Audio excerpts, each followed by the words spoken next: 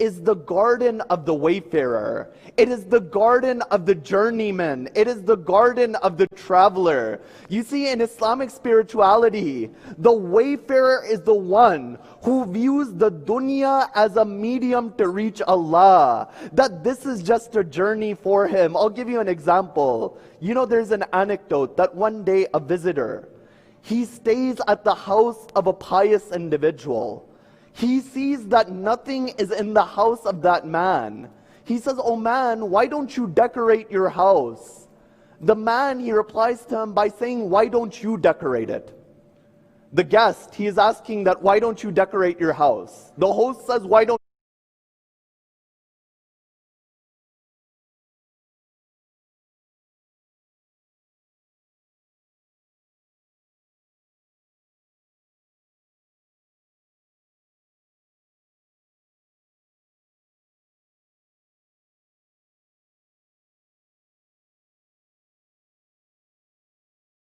It's not a destination for me. My goal is to reach Allah." You know what Amir al-Mu'mineen says in Nahjul Balagha, letter 31? He says, when a person who is in need, he comes and asks you for something, don't turn that person away, because he is carrying your provision and your needs for the hereafter. You know, imagine that you're going to a destination and a person, he comes up and he says, "I'll carry your luggage to your final destination. You don't have to carry your luggage. And whatever the values of your luggage are within there, I'll give you 10 times as much." Would any of you reject that offer? Amir al-Mu'mineen is saying that when a beggar comes towards you, the reality is that he is carrying your needs for the hereafter. And do not turn him away because you will need him. Amir al-Mu'mineen over here, he completely flips the script on us. He says, do not think of that person as needy when he is asking you. No, but think of you as being needy and asking from him. That when there is an opportunity to help our brethren, whether it is in Iraq or Pakistan or Yemen or Lebanon, or within Africa, whether in Dar es Salaam or Nairobi or wherever we may be from, or over here in this country, you find it is an opportunity from Allah. So he says this commentary is Riyadus Salikin. But within this commentary, he says that the reason this book of du'as was called Al-Kamila and the completed is because of the beauty and the style of the du'as of Imam Zayn al-Abidin. You see, a Sahīfah Sajjadiyah for many years was kept as a secret to the followers of Ahlul Bayt. The Imams of Ahlul Bayt, they didn't want these du'as in the hands of the Umayyads and those governments that would oppose them. So how was the Sahīfah transmitted towards us? You find on one side, there are two parallel paths to the Sahīfah.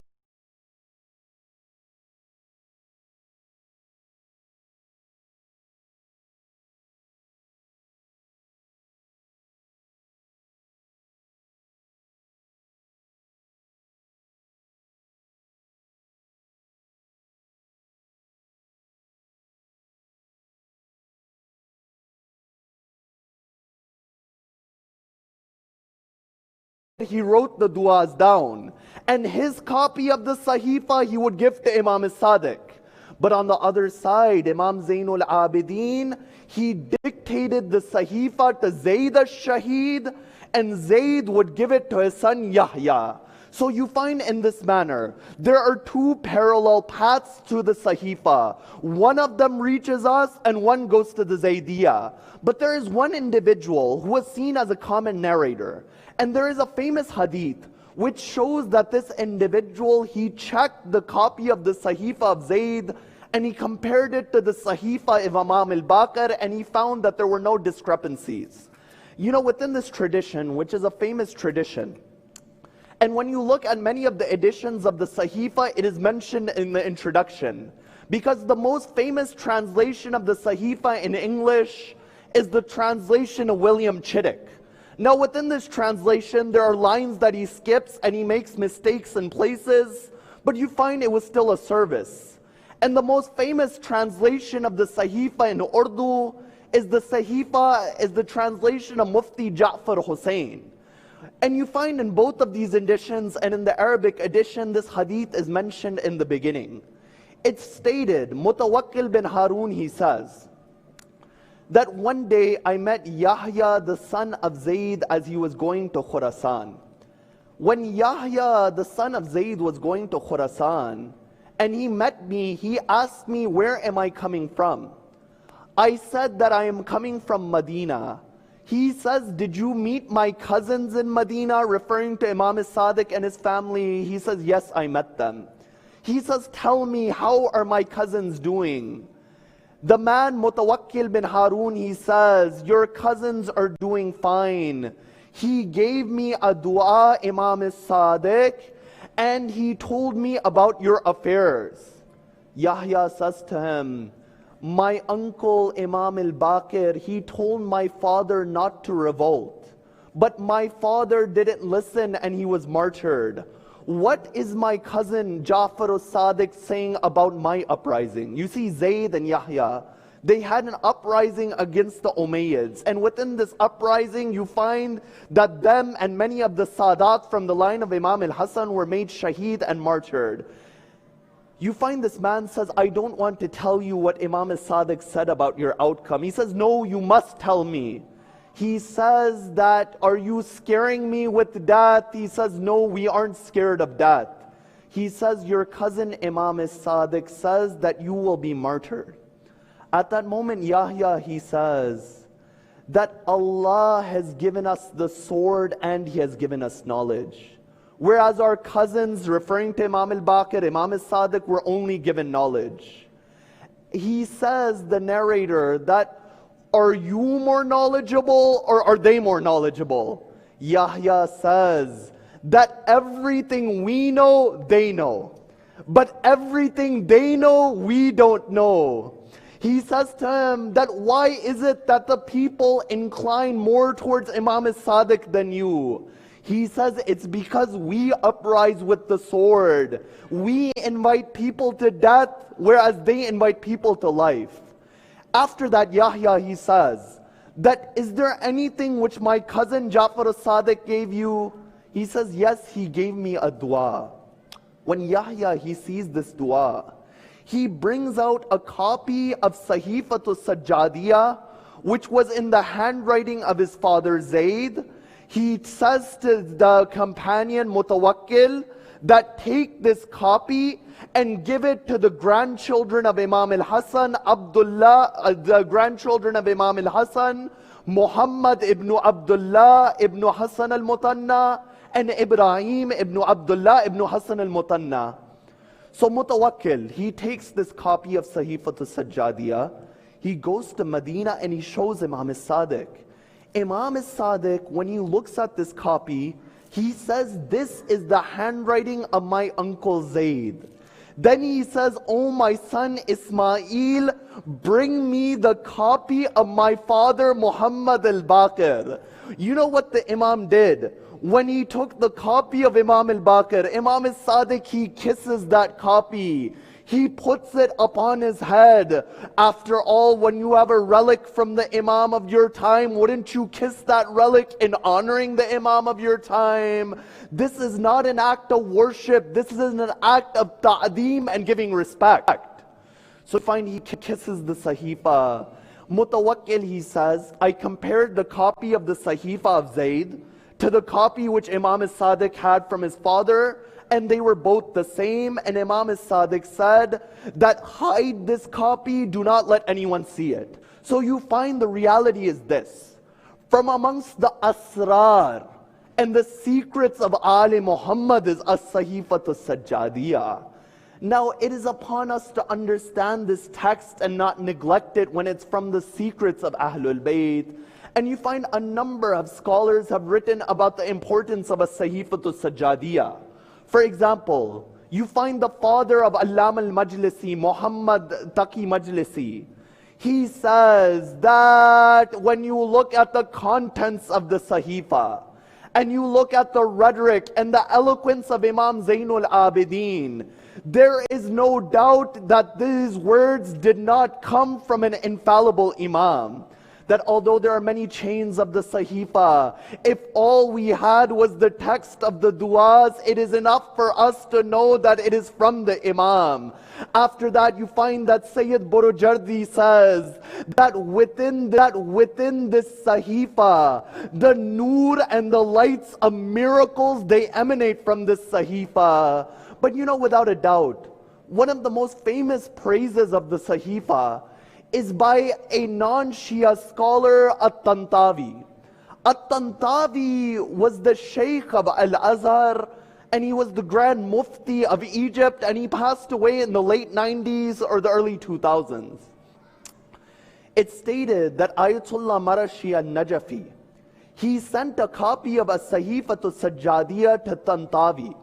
When Tanta as-Sahīfah Sajjadiyah, he says, and he writes to Ayatollah Marashi Najafi, we received that copy of du'as, which is from Zayn al-Abidin, the beautification of the worshippers, the one which is from Imam Zahidin, the leader of the ascetics. And he says, Mina shaka anna ila al-an lam naqif ala hadha al-athar al-qayyim al-khalid min mawarit al-nabuwa wala min turat al-ahl al-bayt wa kullama ta'amaltuha wa ra'aytuha. I see, he says, that we have not received from the legacy of the Anbiya, nor from the legacy of the Ahlul Bayt, such a pure compilation. And he says, every time that I would think over it, and every time I would look at it, I would recognize أنها فوق كلام المخلوق ودون كلام الخالق. He says, every time I would recognize that it is above the words of the creation and it is less than the words of the Creator. You see, this individual was not a Shia, but I take it one step further. I say within this society, when it is important to come to understanding with anyone who is a human being, within this society, anyone who has a love for calling upon God can benefit from Sahīfah Sajjadiyah. Whether you are a Christian, whether you are from a Jewish background, whether you are a Hindu, whether you are a Buddhist, anyone can benefit from a Sahīfah Sajjadiyah. And you find there is a famous incident amongst this. There was a famous scholar, a German scholar by the name of Anna Marie Schimmel. Anna Marie Schimmel, she did the translation of a Sahīfah Sajjadiyah into German. And she says, as I was doing this translation, a time it came when my mother had fallen ill. So I would go and visit my mother, and I would work on the translation as I would visit my mother. But in the same room as my mother, there was another lady who was ill. That lady, one day she asked me, that what are you working upon? I said that there was a Muslim figure who was a grandson of Muhammad that had a compilation of du'as. I'm doing the translation of it. That lady says, you are a Christian. Amongst our legacy, there are many du'as and supplications. We have the Gospels, we have the Psalms. Why are you working on a work from the Muslims? Anna Marie Schimmel, she says, I didn't reply to her immediately. What I did is that after I translated Sahīfah Sajjadiyah, I sent her a copy of Sahīfah Sajjadiyah. When she read that copy of the Sahīfah, she says that never in my life have I ever felt the presence of God in the way I felt when I recited Sahīfah Sajjadiyah. You see, this is the power of the Sahīfah of Imam Zayn al-Abidin. And you know, originally in the Sahīfah, there were 75 du'as. Originally, there were 75 du'as in the original Sahīfah, but the narrator says that some of them got lost. So today we have 54 du'as in the Sahīfah. But later on, Shaheed al-Awwal, whose manuscript was relied on for the modern editions, he added 14 du'as, you know, the du'as of the days of the week, he added them. That even when you start your day, each day has a theme. And the Imam within those du'as, that if you want to have a mindset for the day, recite those du'as. So these 14 du'as were added, and then later Allam al-Majlisi, he added the 15 munajat and the whispered prayers of Imam Zayn al-Abidin. So in this manner, although originally within the Sahīfah, there were 54 du'as, today scholars, they made an effort to collect the other du'as of Imam Zayn al-Abidin, and we have these du'as. But later on, others, they made more of an effort. For example, there was a Sahifa to Tanya, the second Sahifa. In the Sahifa, Al-Hur al-Amili, he tried to collect more du'as of Imam Zayn al-Abidin. You have a Sahifa to Talita, the third Sahifa, by Abdullah ibn Isa al-Afandi. You have a Sahifa to Rabia, the fourth Sahifa by Muhaddith al-Nuri. And you have the fifth Sahifa by Sayyid Mohsin al-Amin. And in this way, you have many copies of a Sahifa to Sajjadiyah. You see, through this introduction, yesterday I examined the philosophy of the dua. Today it was the compilation of Sahifa to Sajjadiyah. When we understand the reality of a Sahifa to Sajjadiyah, we come towards the text of the du'as and we understand how powerful these du'as are. For all one needs as a spiritual basis in his life is the content of Sahifa to Sajjadiyah. For Imam Zayn al-Abidin, he speaks in the most universal of languages. You know, the first dua of a Sahifa to Sajjadiyah is in the hamd of Allah. The Imam shows at the source of your life is the praise of Allah. Then number two, he has a dua of salawat upon Rasulullah. He has a number three, a dua in the praise of those angels that hold up the arsh of Allah. That Imam Zayn al-Abidin, he has a dua for the angels who hold up the arsh of Allah. He has a dua for an outcome of goodness. That within this dua, Imam Zayn al-Abidin shows many people that throughout their life, they are on the path of faith, but in their final moments, even they could go astray then. You know, if you ask many ulama, that if you can have only one dua accepted, what would that dua be? They would reply by saying, we want to die upon Iman and faith. Nowhere else, outside of the school of Ahlul Bayt, is there a dua to die upon faith and Iman like the dua of Imam Zayn al-Abidin. After that, Imam, he has a dua about when his sustenance would be limited. He says, "O Allah, free my mind from worrying about your sustenance. And oh Allah, at the end of the day, you have promised our rizq. Then why is it that we are worried when you are the Razik?" That Imam Zayn al-Abidin is saying, when I have financial hardships within my life, and I am making an honest effort, I do not worry, because I know that the provider is the one who within his hands is the treasuries of the heavens and the earth. That the Imam is saying that if you have financial problems, at the end of the day, the source of giving is the one who has no limitations, Allah. And in this way, you find Imam Zayn al-Abidin, he has dua after dua. You see, the companions of Sayyid al-Shuhada are companions who would supplicate to Allah. They were companions who were at the peak of spirituality. You look at an individual like Burayr ibn al-Khudayr. Tabari would write that Burayr ibn al-Khudayr was from amongst the head of those who recited the Quran in Kufa. That do you want to understand the spiritual status of Burayr? It's stated on the day of Ashura, Burayr was seen smiling. They said, Burayr, is this a time to be smiling when we are being martyred upon this day? Burayr says, I was not a man of this world in my youth. Now at this old age, why would I be a man of this world? Burair says, the reason I'm smiling is because I see my status in paradise. You know, when you look at the Quran, when the Quran, it speaks of heaven, it says, tilkal jannah. It says that heaven. It uses the demonstrative pronoun for something afar. But Aba Abdullah, when he speaks to his companions, whether it is Burair, whether it is Nafi, he doesn't say that heaven as something far off. He says, O Nafi, hadihil jannah. O Nafi, this is the paradise you've been promised.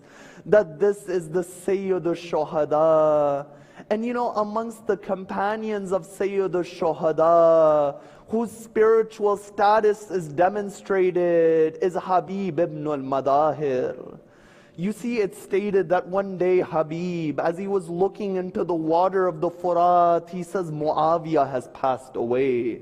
That Habib was able to deduce this reality. And if you want to understand the greatness of Habib, what is the greatness of Habib? The greatness of Habib is this, is that anyone who does the ziyarah of Imam al-Hussain one time, he does the ziyarah of Habib ibn al-Madahir 2 times. That when you enter the shrine of Sayyid al-Shuhada, on the left is the dari of Habib. And when you exit by doing the ziyarah of Habib ibn al-Madahir. Who was Habib?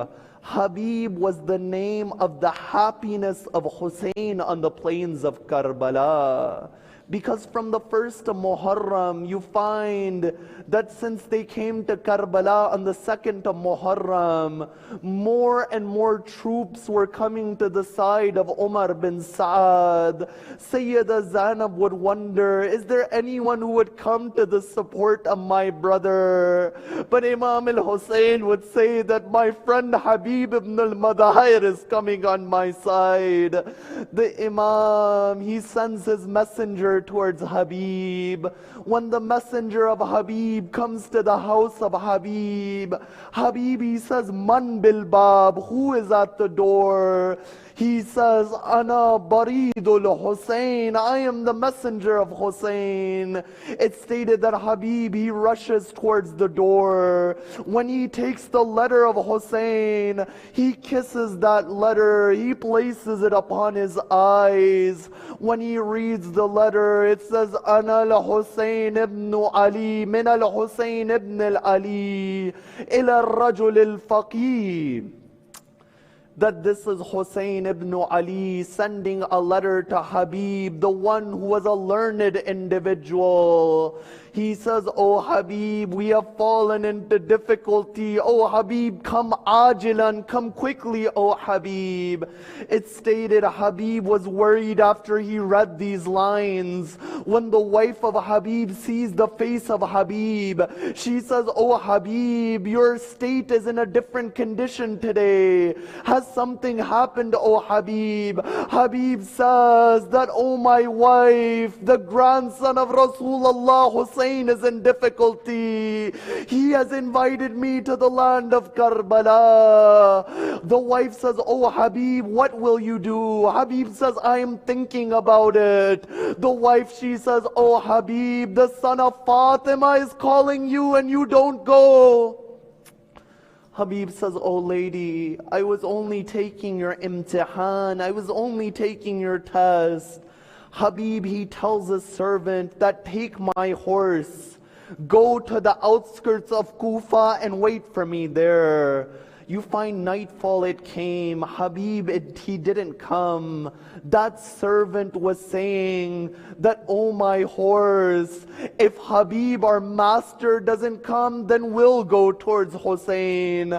Habib was approaching his servant at that moment. Habib, he heard these lines. He says, what day has fallen upon the Ahlul Bayt of the Prophet, that even the servants are looking after them. Even the servants are feeling sorrow over them. You find Habib, he goes to Karbala. When Habib goes towards Karbala, and the companions, they see the face of Habib ibn al-Mudahir, they begin to say, Allahu Akbar, Allahu Akbar. They began to call the takbir. When the voice of this Allahu Akbar, it reaches the tent of Sayyida Zainab. Sayyida Zainab says, Oh Fidda, go and find what's happened. Why are they saying Allahu Akbar? When Fidda, she returns, she says, Oh Zainab, oh my master, Habib ibn al-Mudahir has come towards Karbala. Sayyida Zainab says, Fidda, send my salams towards Habib. You know, when the salams of Zainab reach Habib, you know what Habib he does? He sits on the plains of Karbala. He takes his turban off. He puts the dust of Karbala upon his head. He says, what day has come to the Ahlul Bayt of the Prophet that Zainab is sending her salams upon a ghulam, upon a servant like Habib? You see, these are the companions of Hussain. There is a reason Imam al-Hussain said that I was given companions that my father wasn't given. I was given companions that Rasulullah wasn't given. You know, on the night before Ashura, Sayyida Zainab says to Sayyid al-Shuhada that, oh my brother, have you tested these companions? Do you know if these companions will be loyal towards you? At that point, it stated Habib ibn al-Mudahir, he overheard this conversation. He said, Oh Ashab of Sayyid al-Shuhada, take your swords. Right now we are going to go outside the tent of Sayyida Zainab. Habibi calls out, O daughter of Ali, if you tell us to cut our heads at this moment, we'll cut our heads. You see, these are the ashab of Sayyid al-Shuhada, that each of them sacrificed for Imam al-Hussain. It didn't matter what their own circumstances were. You know, there was a companion who was above the age of 90. That companion was Muslim bin Osaja. You know, Muslim bin Osaja, he was so aged that he would tie his back with a piece of cloth, and he would tie a cloth to hold his eyebrows up. You know what he would say? He would say that if there is any energy in this body, it would sacrifice itself for Hussain. Muslim bin Osaja, he wasn't able to fight. You know what Muslim bin Osaja would do? When Imam al-Hussain was praying Salat, he would stand in front of the Imam, one arrow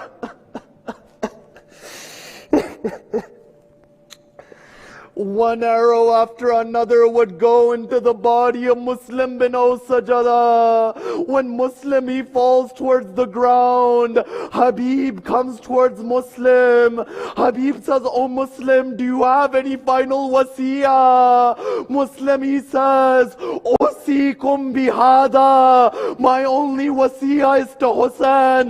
Look after Hussain, O Habib. Habib goes towards the Maqtal. He begins to fight. That point it comes. قَتَلُوهُ irban irba. They surround Habib from all sides. Habib, he falls onto the plains of Karbala. Ala la'natullah ala al-qawm al-zalimin. Ya Allah, we ask through the right of Muhammad and Ali Muhammad, wherever the followers of Ahlul Bayt are in difficulty, help them. Wherever they are sick and ailing, cure them. We pray for the advancement of humanity. We pray for those who are in need of du'as, and we pray for the hastening of the reappearance of the master of our time. رَبَّنَا تَقَبَّلْ مِنَّا إِنَّكَ أَنْتَ السَّمِيعُ الْعَلِيمُ. Ya Hussain.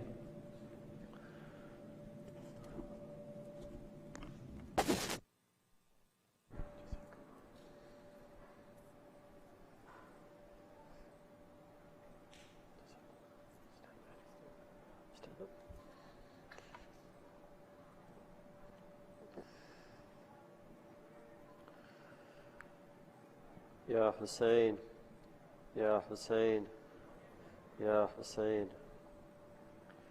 वारिसे इल्मे नबी या हुसैन इब्न अली, तेरे सदक़े से मिली जिंदगी हमको यही। वारिसे इल्मे नबी या हुसैन इब्न अली, तेरे सदक़े से मिली जिंदगी हमको यही।